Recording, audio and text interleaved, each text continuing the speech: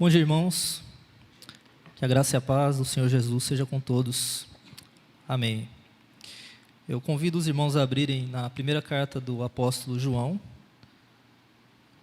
no capítulo 4.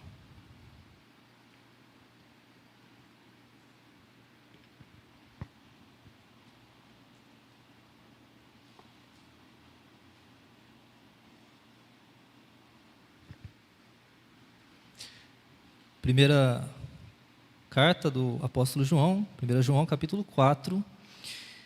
Nós leremos do verso 7 ao verso 11. Eu farei a leitura, peço que os irmãos acompanhem. 1 João 4, do 7 ao 11, diz assim a palavra do Senhor. Amados, amemo-nos uns aos outros, porque o amor procede de Deus, e todo aquele que ama é nascido de Deus e conhece a Deus. Aquele que não ama não conhece a Deus, pois Deus é amor. Nisto se manifestou o amor de Deus em nós, em haver Deus enviado o seu Filho unigênito ao mundo para vivermos por meio dele. Nisto consiste o amor, não em que nós tenhamos amado a Deus, mas em que ele nos amou e enviou o seu Filho como propiciação pelos nossos pecados. Amados, se Deus de tal maneira nos amou, devemos nós também amar uns aos outros. Amém. Vamos orar, irmãos. Senhor Deus, nós te agradecemos pela tua palavra e rogamos a tua misericórdia sobre as nossas vidas neste momento, no sentido de que o Senhor desvende os nossos olhos para que nós contemplemos as maravilhas da tua lei e que assim o Senhor fale aos nossos corações pela tua palavra de forma poderosa, trazendo edificação, consolo, exortação, repreensão, levando-nos ao Senhor Jesus Cristo, nosso Salvador e Senhor. Te pedimos isso, Senhor, em nome dele. Amém. Mahatma Gandhi é um conhecido indiano do século XX, que nasceu no hinduísmo e foi o principal responsável pela independência da Índia em relação ao Reino Unido, que aconteceu depois da Segunda Guerra, em 1950. E o Gandhi teve um contato com o cristianismo, porque como a Índia era colônia da Inglaterra, a Inglaterra é um país cristão, ele então conheceu o cristianismo, ainda que tenha nascido no hinduísmo. Mas ele nunca se converteu e ele não gostava do cristianismo, né? Ele diz o seguinte, tem algumas frases conhecidas, umas delas são essas daqui. Ele diz: eu gosto do seu Cristo, do Cristo do cristianismo, mas não de seus cristãos. Seus cristãos são tão diferentes do seu Cristo. Ele fala também em outro lugar: eu seria cristão, sem dúvida, se os cristãos o fossem 24 horas por dia. Ele até conta na sua autobiografia que certa vez ele teve um diálogo com um cristão da Inglaterra. E o cristão disse para ele o seguinte: você não pode entender a beleza da nossa religião. Nós iremos pecar. É impossível viver neste mundo sem pecado. E, portanto, Jesus sofreu e expiou todos os pecados da humanidade. Somente aquele que aceitar sua grande redenção pode ter a paz eterna. E aí o Gandhi escreve que, ele diz assim, o argumento falhou totalmente em me convencer. Eu humildemente respondi, e ele diz o seguinte para esse cristão: se esse é o cristianismo reconhecido por todos os cristãos, eu não posso aceitá-lo. Eu não procuro redenção das consequências do pecado, eu procuro redenção do próprio pecado, ou antes, de todo o pensamento de pecado. Lendo isso daqui, irmãos, a gente pode, claro, está um pouco fora de contexto também, né? Mas a gente poderia achar que o Gandhi é um pouco ingênuo e ignorante sobre o que é o cristianismo, o que é o evangelho. Mas antes de julgá-lo, perceba que o cristianismo com o qual ele teve contato é no mínimo incompleto. Porque veja, ele experimentou, não é, a colonização da Inglaterra, ele teve contato com cristãos na Índia que não faziam coisas muito corretas do ponto de vista bíblico e pecavam, né? E ele então se depara com um cristão desse daqui que diz assim: olha, é impossível não pecar. E Jesus veio ao mundo para nos perdoar do pecado. E será que é só isso? E aí ele olhava para Jesus, e ele gostava de Jesus, segundo ele, né? E via Jesus cheio de amor, mas quando olhava para os discípulos de Jesus, ele não via isso. E ele esperava que esses discípulos seguissem nesse mesmo amor do Senhor Jesus. E nesse sentido, irmãos, ele não estava errado. Na verdade, é o que João nos diz aqui nessa passagem. Eu acredito que a gente poderia resumir essa passagem dizendo que a essência do cristianismo é o amor. O que nós vamos ver aqui em 1 João 4, do 7 ao 11, é exatamente isso. Se você pudesse resumir o cristianismo em uma única palavra, essa palavra seria amor. Mas para nós entendermos isso, irmãos, eu queria chamar um pouco a atenção para a estrutura da passagem primeiro, para que depois nós descêssemos nos detalhes. Você observa que essa passagem começa e termina da mesma forma, né? No verso 7 diz assim: amados, amemo-nos uns aos outros. E João termina no verso 11 dizendo: amados, se Deus de tal maneira nos amou, devemos nós também amar uns aos outros.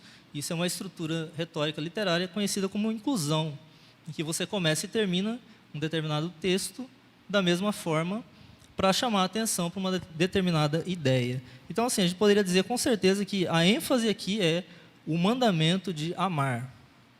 Mas então João sustenta esse mandamento com duas coisas aqui, não é?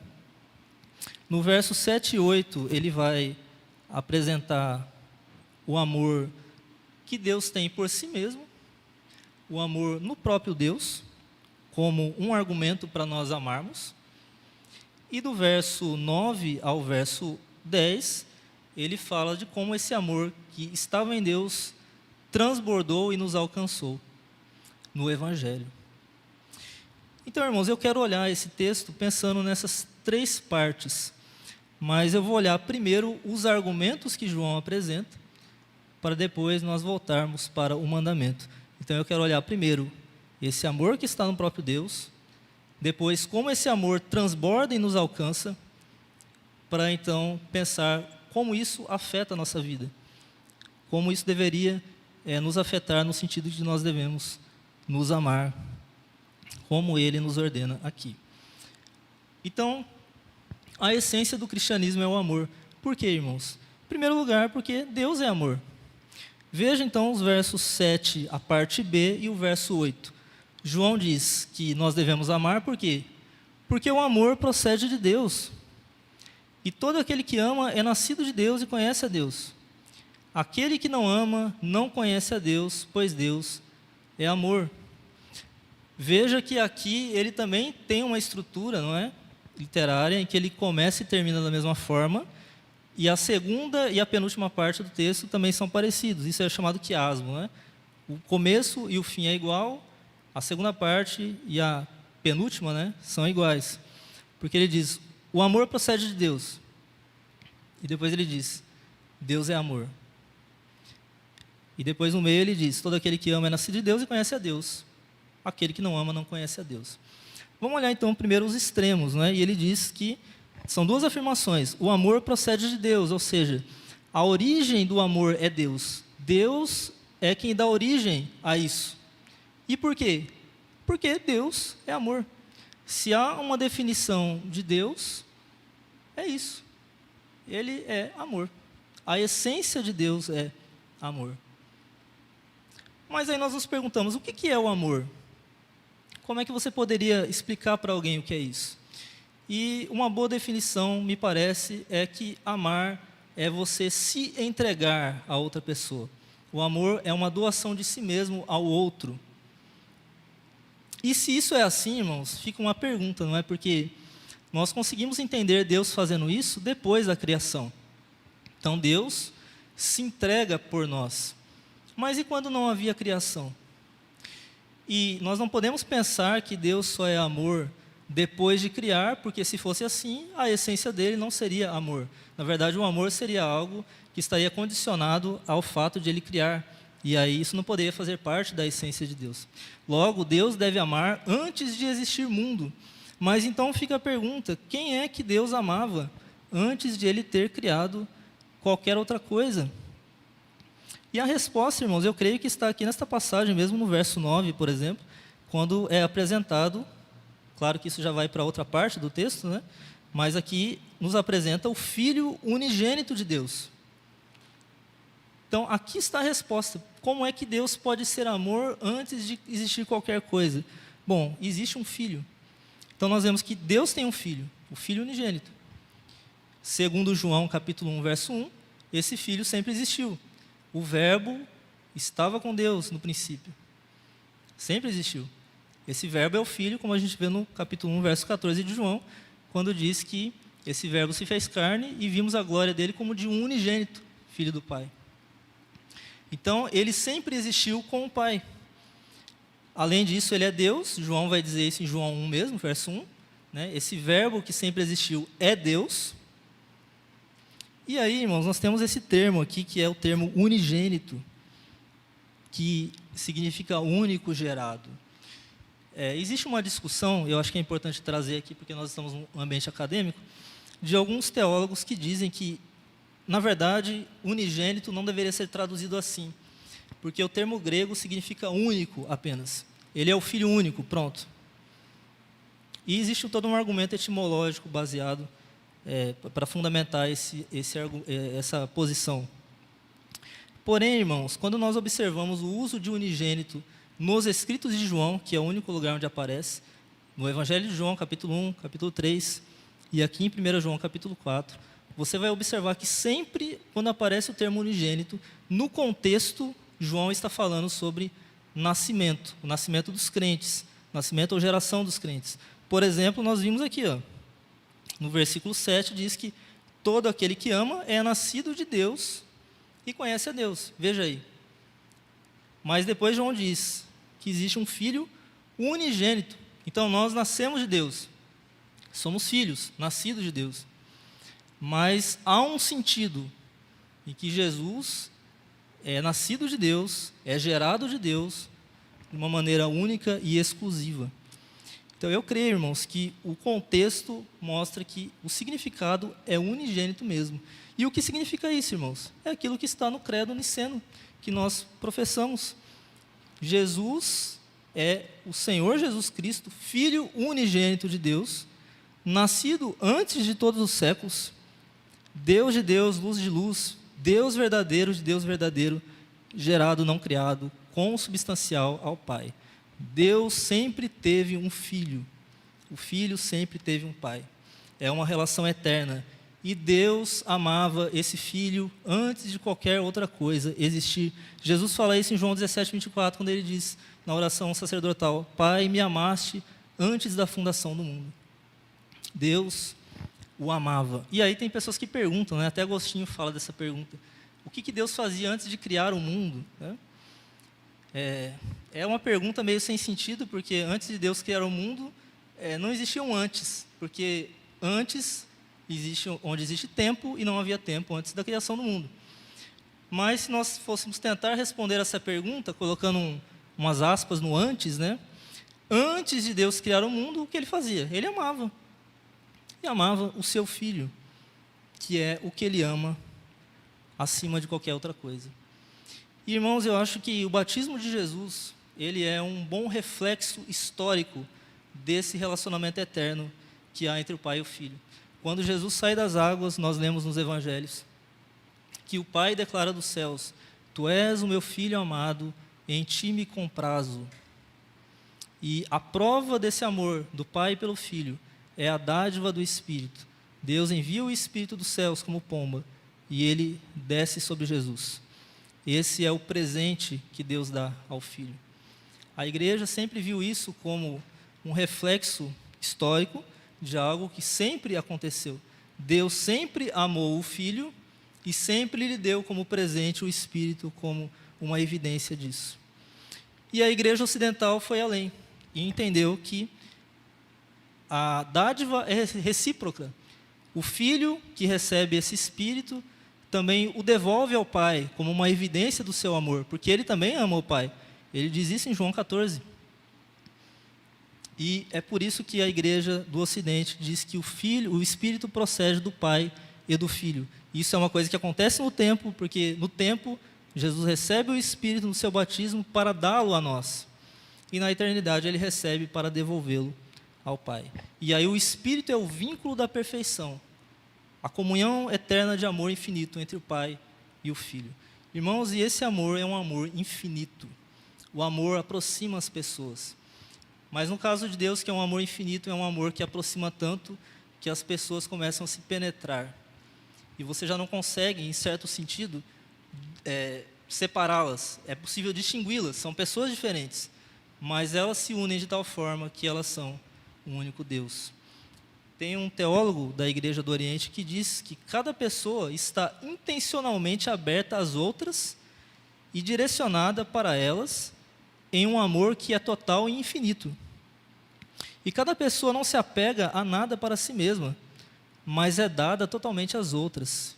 E essa é uma total e infinita pericorese espiritual de amor consciente. Pericorese é um termo teológico que fala dessa habitação mútua das pessoas da Trindade umas nas outras.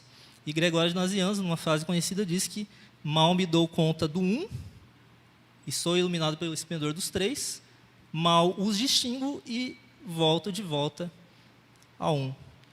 Porque não tem como você separar Deus e nem misturar, né? São três pessoas, mas estão intimamente unidas umas às outras por causa desse amor infinito que existe entre elas. Mas aí você pergunta, o que isso tem a ver comigo?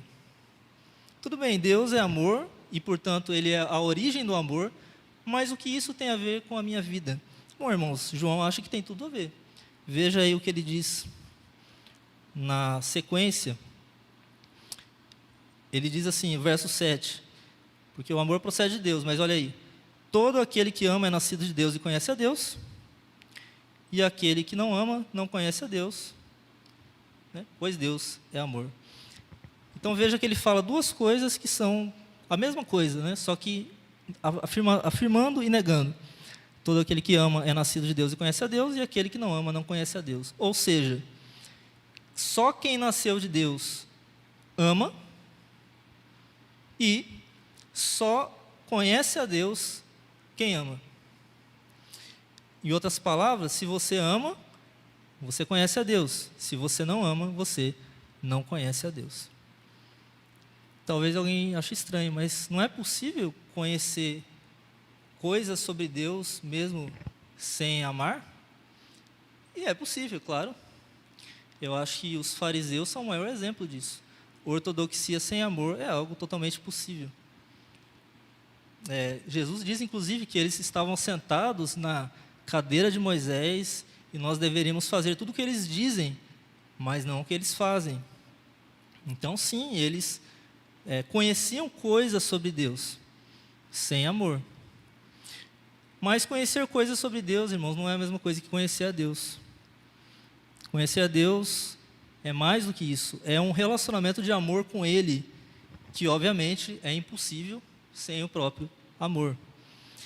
E a diferença entre as duas coisas é como você dizer, por exemplo, né?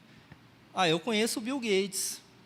Mas alguém pergunta, mas como assim você conhece o Bill Gates? Você fala, não, eu sei que ele é o fundador da Microsoft, eu uso o Windows, que foi a Microsoft que fez. Tá, mas isso é conhecer o Bill Gates? Você conhece ele como a esposa dele o conhece? Pessoalmente? Num relacionamento amoroso? Obviamente que não.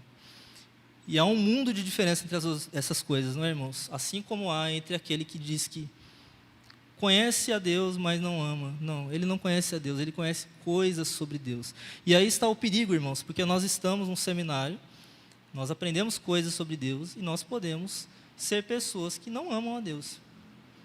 E se nós não amamos, nós não conhecemos de fato a Deus, como João deixa muito claro aqui.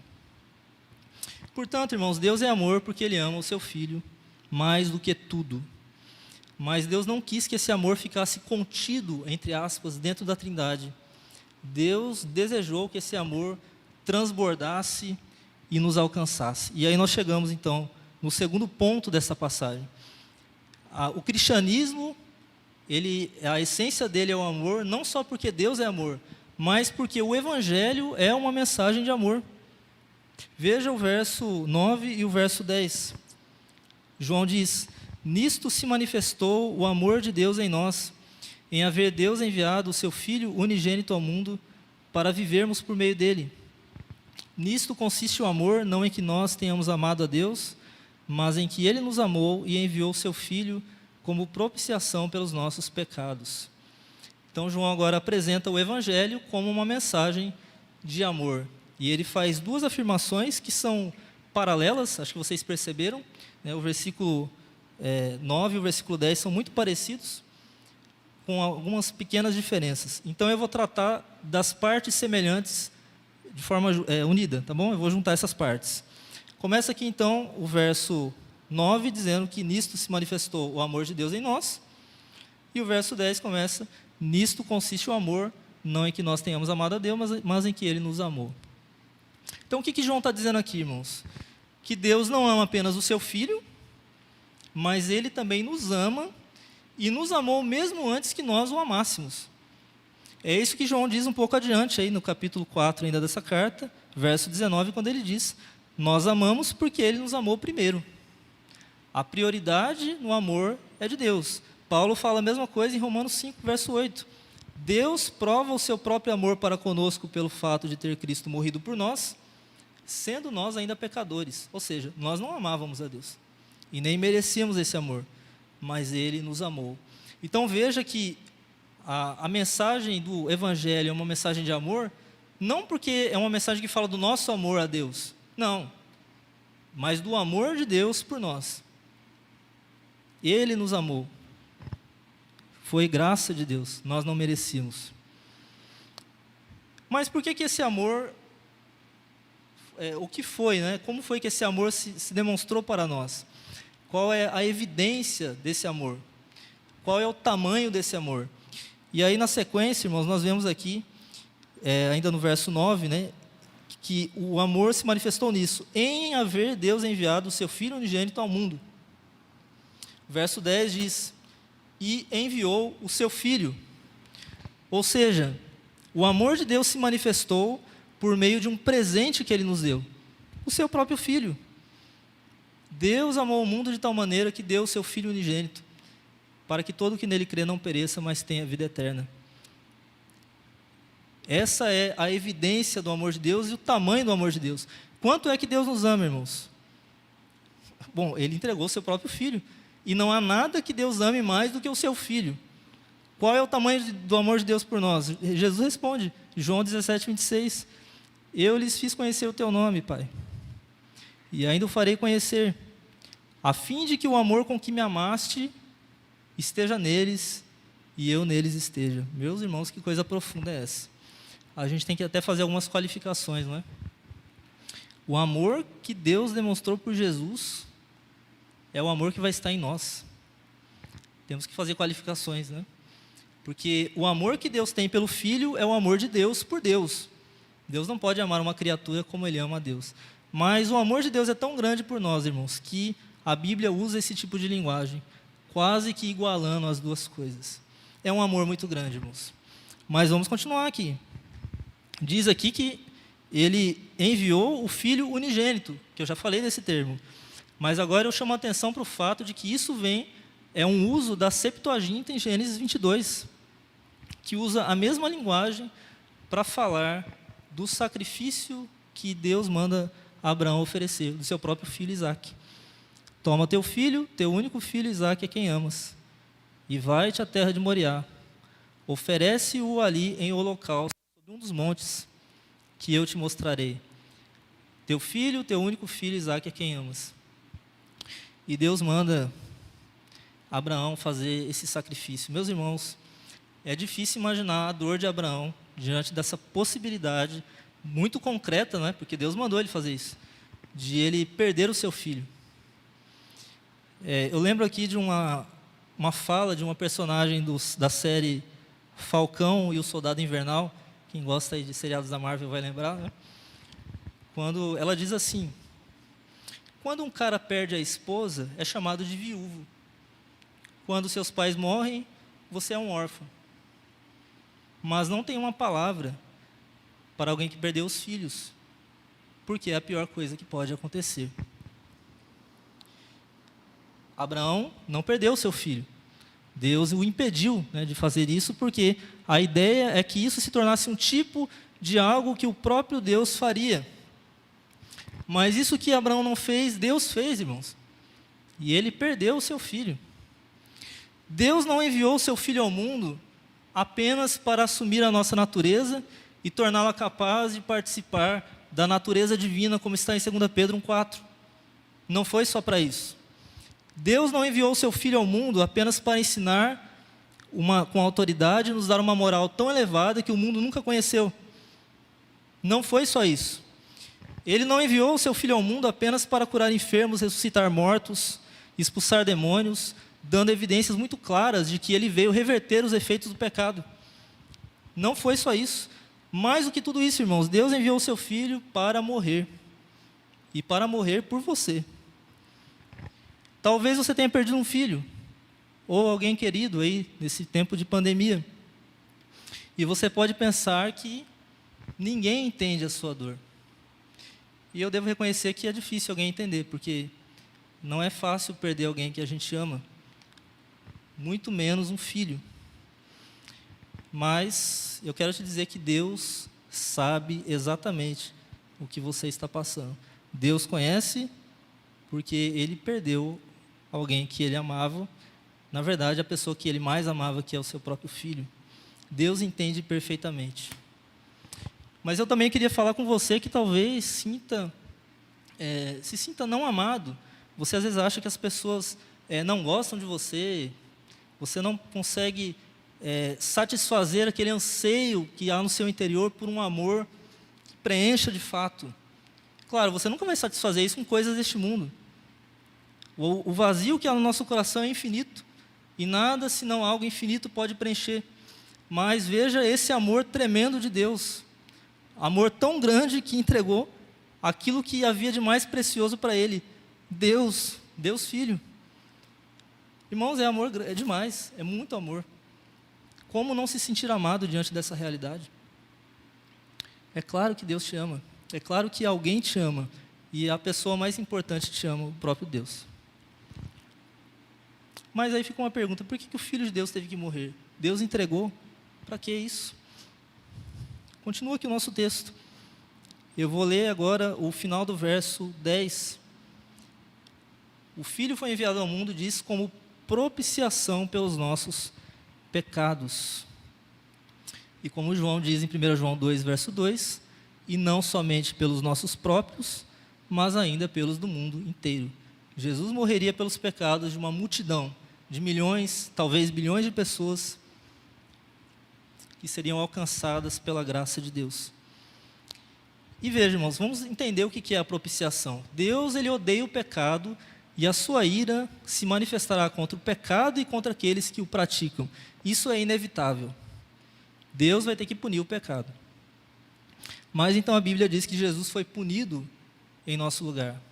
Isaías 53, eu creio que é o texto mais claro sobre esse assunto, quando diz que Ele tomou sobre si as nossas enfermidades e dores, e nós o reputávamos por aflito, ferido de Deus e oprimido, mas Ele foi traspassado pelas nossas transgressões, moído pelas nossas iniquidades. O castigo que nos traz a paz estava sobre Ele, e pelas suas pisaduras nós fomos sarados. E diz que o Senhor fez cair sobre Ele a iniquidade de nós todos. Meus irmãos, Jesus, Ele sofreu o inferno por nós. Deixa eu falar um pouquinho do sofrimento dele. Ele suou gotas de sangue. Jesus foi açoitado. Ele colocou uma coroa de espinhos na sua cabeça. Carregou a cruz, foi despido de suas vestes, teve seus pés e mãos perfurados, foi crucificado entre dois ladrões, zombado, sofreu a morte mais dolorosa que havia na época, com dores excruciantes nas mãos e pés, e quando ele tentava aliviar essas dores, colocando o corpo um pouco para cima, aquela dificuldade para respirar, e nesse movimento constante, foi abandonado pelo Pai. Deus meu, por que me desamparaste? Até que Ele morreu e entregou a sua vida, está consumado. E isso para que a ira divina que estava destinada contra nós, pecadores, fosse desviada e caísse sobre Ele. E isso é propiciação, irmãos. O significado é esse. O desviar da ira divina. Na cruz, Jesus foi um para-raios de Deus, que atraiu sobre si o raio da ira de Deus, para que ele não caísse sobre você, sobre nós. Somente o amor pode deixar tal marca, somente o amor pode curar tal cicatriz. Aquele que não poupou o seu próprio filho, antes por todos nós o entregou, porventura não nos dará graciosamente com ele todas as coisas? Irmãos, foi uma entrega maravilhosa aqui. Jesus entregue para morrer no nosso lugar e sofrer a ira de Deus. E agora, Deus pode nos dar tudo, inclusive o perdão. Jesus foi a propiciação pelos nossos pecados, pelos seus pecados, para que você agora pudesse ser perdoado por Deus. Se confessarmos os nossos pecados, Ele é fiel e justo para nos perdoar os pecados e nos purificar de toda injustiça. Meu irmão, quais são os teus pecados? Quão grandes são os teus pecados? O que você tem feito às escondidas e que tem pesado na sua consciência? Talvez você que ouve pela internet, não sei se você é crente, o que você tem feito em segredo? Ou que tipo de pecado está do seu passado e que te atormenta e que te traz, até tira o seu sono e traz tormentos na sua consciência? Eu quero dizer que não há, irmãos, pecados tão grandes ou tão numerosos que Deus não possa perdoar aqueles que verdadeiramente se arrependem. Não há exceção alguma para aqueles que se arrependem. Deus pode purificar a nossa consciência de obras mortas para servirmos ao Deus vivo. E se você confiar em Jesus, confessar os seus pecados, se arrepender deles, Deus pode fazer isso. Mas aí, irmãos, veja, a salvação ela é mais do que isso. E eu acho que é aqui que estava o erro daquele cristão do início do sermão, que disse para o Gandhi: é inevitável que nós pequemos, Jesus veio para nos perdoar o pecado. É só isso? Não, irmãos, veja aqui, verso 9. Por que Jesus veio ao mundo? Final do verso 9. Para vivermos por meio dele. Jesus não veio trazer apenas perdão, ele veio trazer vida também, vida eterna. Jesus venceu o pecado na cruz, e a morte é uma consequência do pecado. Se ele venceu o pecado, ele venceu a morte. E a prova disso é que ele ressuscitou ao terceiro dia, rompendo os grilhões da morte.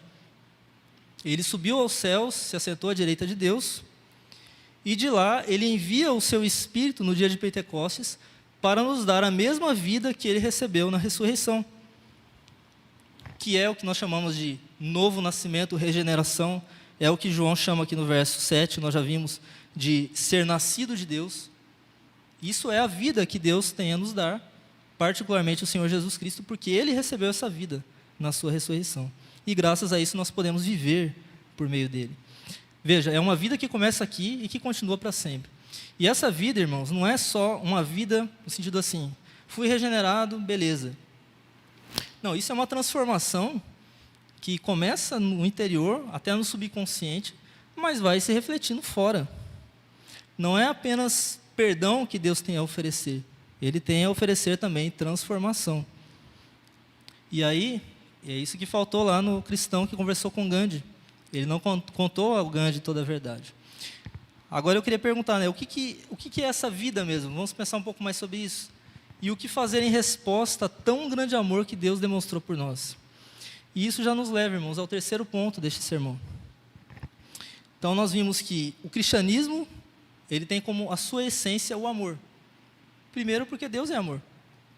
E segundo, porque Deus manifestou esse amor no Evangelho. O Evangelho é uma mensagem de amor. Mas em terceiro lugar, irmãos, nós vemos aqui que a lei se resume no amor. Veja comigo o início do verso 7 e o final, ou melhor, o verso 11. Amados, amemo-nos uns aos outros. Verso 11. Amados, se Deus de tal maneira nos amou, devemos nós também amar uns aos outros. Então, olha a linguagem de João, né? A minha pergunta foi o quê? Diante de tão grande amor, o que nós devemos fazer? João responde: se Deus de tal maneira nos amou, o que nós devemos fazer? Ele fala duas vezes: nós devemos amar uns aos outros. Fala 2 vezes porque é algo muito importante. E observe que o único mandamento que João nos dá neste texto é esse daqui, que é o que, irmãos? O amor. É o único mandamento. Por que ele faz isso? Porque o resumo da lei é o amor. Deus nos deu 10 mandamentos, que não foram abolidos de forma alguma. Uma primeira tábua que trata dos nossos deveres para com Deus, não ter outros deuses, não fazer imagens e não adorá-las, não tomar o nome de Deus em vão, guardar o dia de descanso.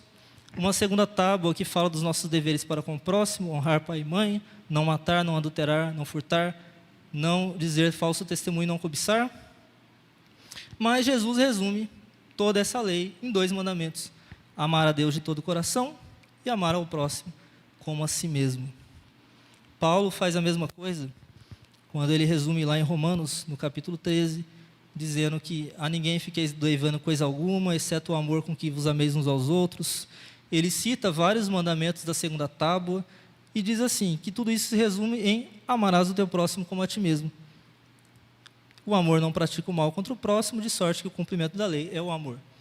Então, o amor, irmãos, é o grande resumo da lei. A lei se resume nisso. Agora, olha que interessante que tanto Paulo, nesse texto que eu citei, quanto João, na nossa passagem, eles enfatizam o amor ao próximo. Eles não estão mandando nós amarmos a Deus. Claro que nós devemos fazer isso. Mas a ênfase da passagem é o amor ao próximo, uns para com os outros. E por que isso, irmãos? É exatamente por causa do que o próprio João fala aqui em 1 João 4, um pouco mais adiante, quando ele diz assim, verso 20: se alguém disser ama a Deus e odiar a seu irmão, é mentiroso, pois aquele que não ama seu irmão a quem vê, não pode amar a Deus a quem não vê. Ora, temos da parte dele este mandamento, que aquele que ama a Deus, ame também a seu irmão. Então, é muito fácil nós fingirmos cumprir a primeira tábua da lei. É fácil você obedecer esses 4 primeiros mandamentos de uma forma externa, sem amor no coração. E eu tenho 2 exemplos para dar. Teria vários, né? Isaías 58, por exemplo. O povo de Israel jejua para se mostrar para Deus, e aí Deus não faz nada, e eles perguntam, por que Deus não está fazendo nada? Nosso jejum não está servindo de nada. E aí Deus pergunta, né, para eles, a partir do verso 5 de Isaías 58, seria este o jejum que escolhi? Que o homem um dia aflige a sua alma, incline a sua cabeça como junco, e estenda debaixo de si pano de saco e cinza? Chamarias tu a isto jejum e dia aceitável ao Senhor? Porventura não é este o jejum que escolhi? E olha aí, que soltes as ligaduras da impiedade, desfaças as ataduras da servidão, deixes livres os oprimidos e despedaces todo jugo? Porventura não é também que repartas o teu pão com o faminto e recolhas em casa os pobres desabrigados? E se vires o nu, cubras, e não te escondas do teu semelhante? Eles estavam achando que cumpriam a primeira tábua, mas estavam esquecendo da segunda, e nada feito. Os fariseus em Mateus 12 era a mesma coisa. Os discípulos colhendo espigas no dia de sábado, ou Jesus então curando um doente, um enfermo, e eles começam, os fariseus, criticar Jesus e os seus discípulos. E Jesus mostra que Deus quer misericórdia e não holocaustos. A prova de que você de fato ama a Deus é o amor que você tem pelo próximo. E é por isso que há uma ênfase tão grande nesse assunto na Bíblia e aqui também na passagem que nós temos diante de nós. Mas aí o que é amar ao próximo, né, irmãos? Então eu quero dar um panorama aqui de vários mandamentos e você vai refletindo aí na sua cabeça se você tem obedecido a isso. O que é amar ao próximo? É você não se irar contra o seu irmão, não adulterar com uma mulher no coração ou com um homem, não se vingar, mas dar a outra face àquele que te bate. É você dar esmolas às escondidas, sem esperar recompensa humana. Não olhar o argueiro que está no olho do teu irmão, quando você não repara na trave que está no teu. É você dar de comer a quem tem fome, dar de beber a quem tem sede, hospedar o forasteiro, vestir o nu, visitar o preso e o enfermo. Em resumo, tudo quanto, pois, quereis que os homens vos façam, assim fazei vós também a eles, porque esta é a lei e os profetas. Mas o amor é ainda mais profundo que isso, irmãos. Porque é possível alguém dar todos os seus bens aos pobres e entregar o seu próprio corpo para ser queimado e ainda não ter o verdadeiro amor. O verdadeiro amor, como Paulo diz em 1 Coríntios 13, é paciente, é bondoso, não inveja, não se vangloria, não se orgulha, não maltrata, não procura seus interesses, não se ira facilmente, não guarda rancor. O amor não se alegra com a injustiça, mas se alegra com a verdade. Tudo sofre, tudo crê, tudo espera, tudo suporta. Como Jesus disse também em João 13, ou João 15, ninguém tem maior amor do que este, de dar a alguém a própria vida em favor dos seus amigos. Isso é o amor, irmãos. É, como eu falei no início, uma doação de si mesmo ao outro. Difícil, irmãos. Será que nós estamos cumprindo esses mandamentos? Os grandes da vida estão nos olhando. Será que eles estão vendo nós fazendo isso? Foi o que Jesus ensinou e os seus apóstolos. Talvez você pergunte, quem é o meu próximo? Tem que amar o próximo, mas quem é esse próximo? Aqui nesse texto são os irmãos. João diz, amemo-nos uns aos outros. Os irmãos da igreja. Mas não é só isso. Paulo, em 1 Tessalonicenses, usa uma linguagem semelhante, mas ele diz que o amor deve ser para com os outros, pensando aqui nos irmãos, e para com todos.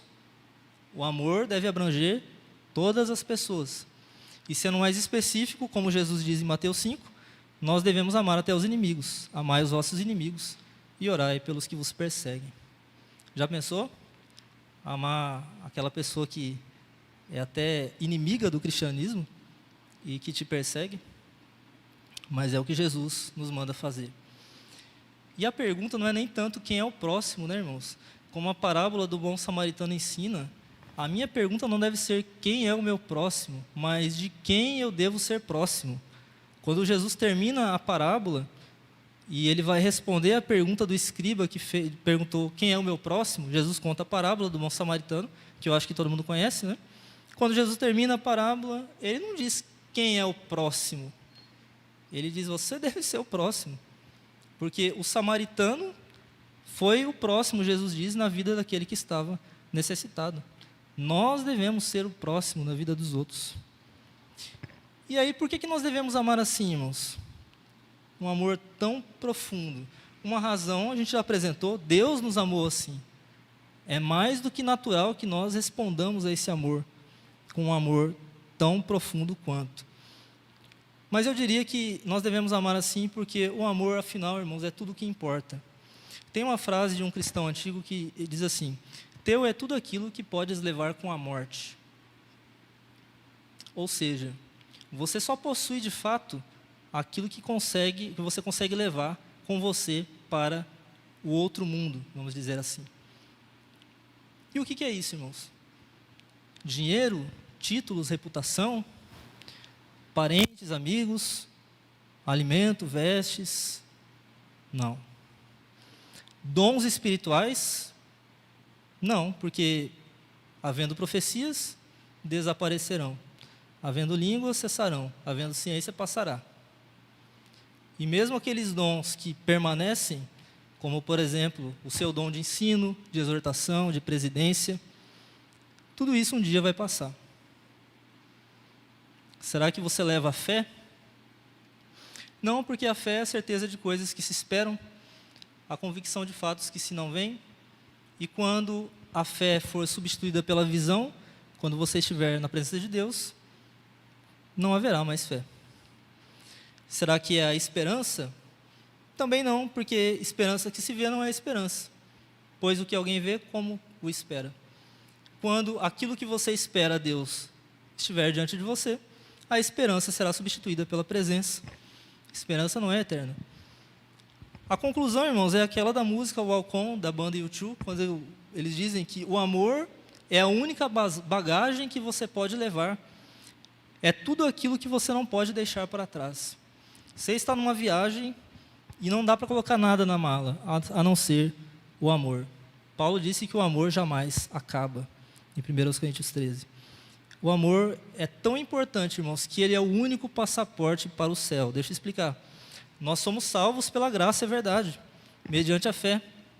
Mas o juízo final, irmãos, ele é pelas obras e pelo amor que nós tivemos. Não é isso que nós vemos em Mateus 25? Jesus perguntando ou dizendo para aqueles que estão à sua direita: vinde benditos de meu Pai, entrai na posse do reino que vos está preparado desde a fundação do mundo. Por quê? Porque vocês amaram. O amor é esse passaporte, porque ele evidencia que a nossa fé é verdadeira, que a nossa salvação é real. Agora, se você não tem amor, naquele dia, você nunca vai salvo. Então veja, sua entrada no céu não será baseada em quantos membros a sua igreja tem, quantos títulos você recebeu, quantos livros você leu, quantos sermões você pregou. A pergunta que Jesus fará naquele dia para você não é quanto você fez, mas quanto você amou. A pergunta não vai ser quanto você tem, mas quanto você deu, quanto você doou. E é por isso, irmãos, que o amor vale a pena. Ele é tudo que importa. Eu quero, já chegando ao final, dar um exemplo do que eu estou falando aqui, através de uma vida de uma jovem do passado, que era uma monja cristã, na época em que os cristãos faziam isso, né? E ela entrou no mosteiro bem novinha, com 15 anos, e certa vez a sua superiora, são duas situações com ela que eu quero contar. A superiora disse para ela assim: olha, vai tirar aqueles matinhos que estão lá na entrada do mosteiro, na escadaria. E falou isso para ser chata mesmo, para ela. É uma menina de 15 anos, vamos deixar ela fazer as coisas mais idiotas possível, né? E ela começou a tirar os matinhos lá daquela escadaria. E aí chegou uma outra superiora dela, viu aquilo e falou assim: essa menina não faz nada que presta. Que menina mais inútil, imprestável, tirando um matinho da escadaria. E falou para ela parar de fazer isso. Meus irmãos, assim, eu acredito que pelas regras que elas têm que seguir lá, ela poderia ter falado, não seria uma desobediência ela ter falado assim. Não, foi a outra superiora lá que disse para mim fazer isso. Mas essa menina ficou caladinha, engoliu isso daí e deixou por isso mesmo. Ela, por amor a Deus e ao próximo, sofreu a injustiça. E aí a gente acha um absurdo, né? Quando eu li, eu falei: meu Deus, que coisa mais absurda. Mas não é isso que Paulo disse para os coríntios, irmãos, lá em 1 Coríntios 6? Por que não sofreis antes da injustiça? Por que não sofreis antes o dano? Ou então, há uma outra situação com essa monja, de uma colega de mosteiro lá, da qual ela não gostava nem um pouco. Mas ela se esforçava ao máximo para amar essa irmã, né? E essa irmã irritava ela de várias formas, ao ponto de, às vezes, ela ter até que fugir, sem maiores explicações, no meio de conversas mesmo, fugia, e ficava por isso mesmo, para ela não pecar, né, com essa irmã. Mas tentava sempre ser muito agradável a ela. E aí, olha que engraçado, irmãos, ela não gostava dessa irmã, tá? Amava, mas não gostava. São coisas diferentes, né? O amor é uma atitude, não é um sentimento. Mas olha só, que engraçado. Por ela amar essa irmã, certo dia a irmã chegou para ela e perguntou: o que tem em mim que tanto te agrada, que eu percebo que sempre quando eu chego você traz um sorriso no rosto? Parece que você, né, tem alguma coisa em mim que você gosta, né? O que é isso? Aí ela só conseguiu pensar e disse assim: é Jesus que eu vejo em você, né? Mas veja que amor descompromissado ou totalmente abnegado, né, irmãos? Sem pensar nada em troca. E, claro, né, irmãos, que eu não estou dizendo, ela tinha pecados também, nós temos, mas, irmãos, dá para a gente chegar num ponto maior do que nós estamos em amor. Eu não cheguei nesse ponto aqui, né? A minha santificação ainda está longe disso daqui. Talvez vocês pensem o mesmo. Então, nós precisamos viver esse amor, irmãos. Nós devemos amar uns aos outros diante do imenso amor de Deus manifestado a nós. O Gandhi não gostava de cristãos por quê? Claro, ele tem os pecados dele, e eu não vou dizer que ele é um cara inocente, mas ele não via esse amor nos cristãos que ele conhecia. ele nunca se converteu, e é possível que os cristãos tenham sido a pedra de tropeço na vida dele. Agora Jesus disse, em João 13, novo mandamento vos dou, que vos ameis uns aos outros, assim como eu vos amei, que também vos ameis uns aos outros. E nisto conhecerão todos que sois meus discípulos, se tiverdes amor uns aos outros. Olha, é pelo amor que nós somos reconhecidos. Jesus fala a mesma coisa em João 17, quando ele diz ao Pai, não rogo somente por estes, mas também por aqueles que vierem a crer em mim por intermédio da sua palavra, a fim de que todos sejam um. E como és tu, ó Pai, em mim e eu em ti, também sejam eles em nós, para que o mundo creia que tu me enviaste. A unidade dos cristãos em amor, irmãos, é o maior testemunho ao mundo da veracidade do Evangelho. Não é a nossa pregação. Não tem como ninguém ser salvo sem pregação, tudo bem?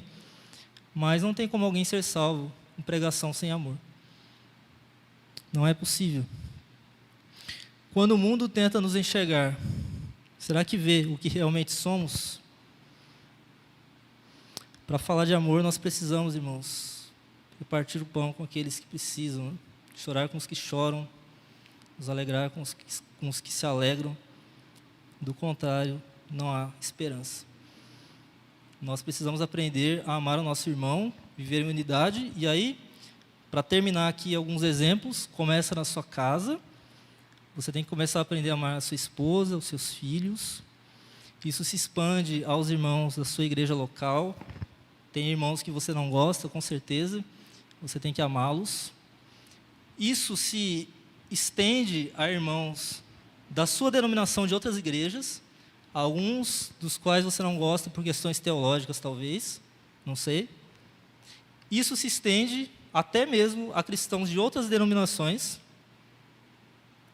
E o nosso amor deve ser tão grande, irmãos, grande o suficiente para desejar e se esforçar, no sentido de que todos os cristãos sejam um na verdade e no amor, para que haja um rebanho e um pastor.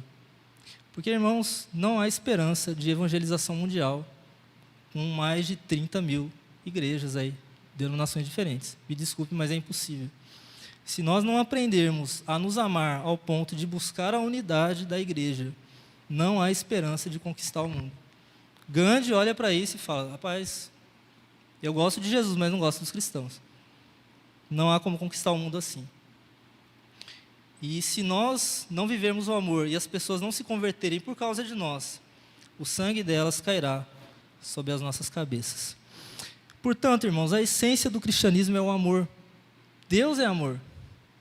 O Evangelho é uma mensagem de amor. E a lei se resume no amor. Se o nosso cristianismo não se parece com isso, vamos nos arrepender, orar, para que Deus nos leve a esse amor, de modo que o mundo seja salvo para o Senhor Jesus Cristo. Que Deus nos ajude, irmãos. Amém. Oremos.